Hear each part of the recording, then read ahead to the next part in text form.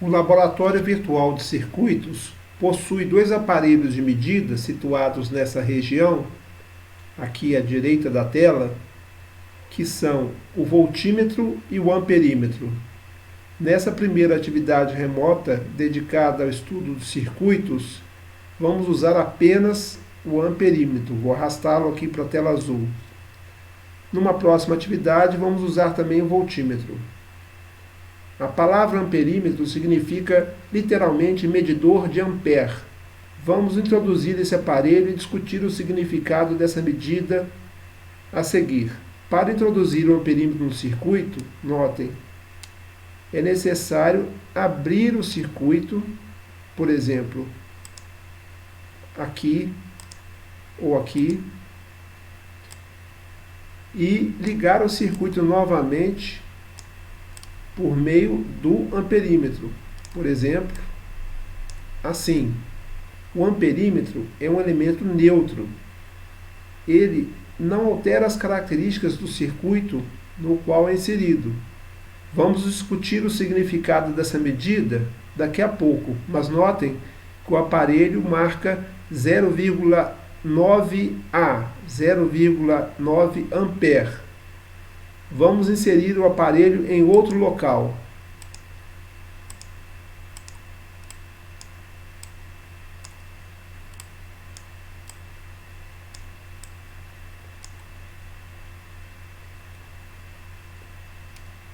Vou abrir o circuito aqui.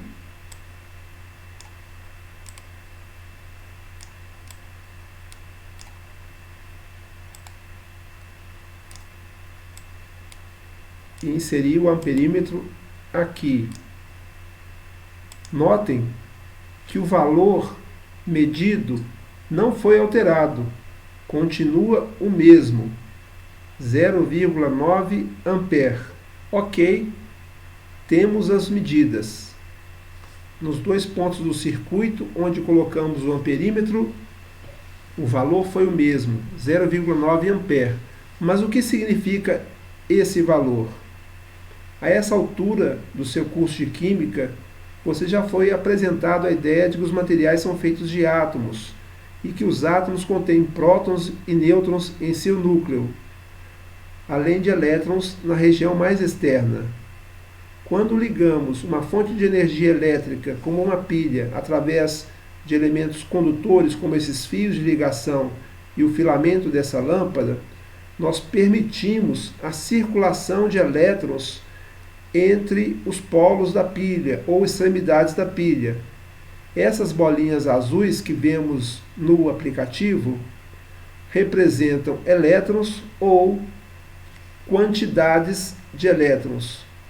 A medida da quantidade de elétrons que passa em um ponto do circuito é conhecida como corrente elétrica. Podemos entender o conceito de corrente elétrica por meio dessa analogia aqui entre um circuito hidráulico, aqui na figura à esquerda, e o circuito elétrico, aqui na figura à direita. No circuito hidráulico, nós temos uma bomba d'água.